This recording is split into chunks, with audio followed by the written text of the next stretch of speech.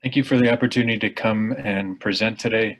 My name is Tim Gaulton. I'm an assistant professor of anesthesia and critical care at the University of Pennsylvania. I'm a recipient of the APSF FAER Mentored Research Training Grant, which I'm very thankful for. So I'll be presenting briefly on current and future work related to the relationship between surgery, anesthesia, and driving. So a few things are as commonplace and complex as driving an automobile. There are over 227 million licensed drivers in the US, about 40 million of which are age 65 years and older. Driving obviously is not without risk. Motor vehicle crashes remain one of the leading causes of unintentional injury in the US. From our perspective as perioperative physicians, we have a substantial public health imprint. There are over 100 million inpatient and outpatient procedures performed in the US each year, with known effects on attention and arousal. And more evidence suggests now that these effects may extend beyond the hospital stay and potentially may impact driving performance.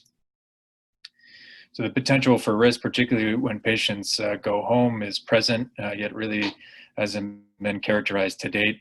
From prior work that we published in Annals of Surgery last year, we, in more detail, were able to show that the relative risk of an unintentional traumatic injury, and these are things like falls, motor vehicle crashes, overdoses that result in an ED visit or hospitalization, the relative risk is increased in the first 30 days compared to later time points. The purpose of the award, I plan to hone in on the association between surgery and anesthesia and a set of adverse driving outcomes that include motor vehicle crashes and traffic citations. We are lucky to be able to collaborate with injury experts from the Children's Hospitals of Philadelphia who've done a lot of teen driving research and who have a database that links hospital encounters in the state of New Jersey with detailed driving information to be able to allow us to answer these questions. So we want to look at this primary association and driving outcomes that occur in the days to weeks to months after a surgery. We also want to look at predictors and modifiers at different levels for future interventions and be able to identify mediators that would help us start to tease through what the causal mechanisms of this relationship is. So risk is one part of understanding actual driving behavior in general, and we've modeled this based on the theory of planned behavior, which is a model by which people conceptualize and perform something like driving, and this gets into what motivates and inhibits the intention to drive after surgery, including things such as patient's attitude towards thinking is driving safe and what other peers may be doing in relation to driving after surgery.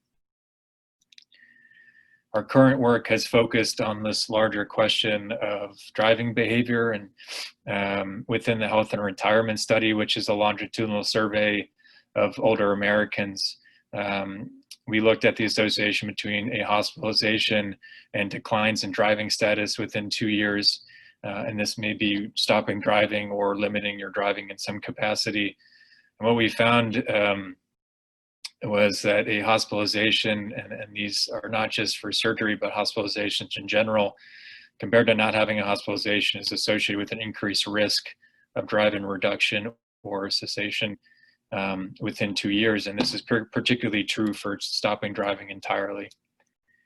Within this work, we're able to identify some high-risk populations for declines in driving status, older adults, female gender, pre-existing impairment, particularly visual impairment, cognitive and functional impairment, diabetes, and poor self-related health are at-risk populations. So to end, I'll discuss the implications of our current work and what we found through this research. Certainly driving needs to be considered as part of the social cost of an acute illness and really hasn't been considered to date, which is important given how frequently people drive on a daily basis. This loss of driving after an acute illness is a tangible risk, and we need to start to think of practical ways to develop driving plans prior to discharge, which is recommended by the American Geriatric Society and really needs to focus on these high-risk populations, those with older adults and those with pre-existing impairments before surgery or before a hospitalization. So with that, I'll end and take time for questions.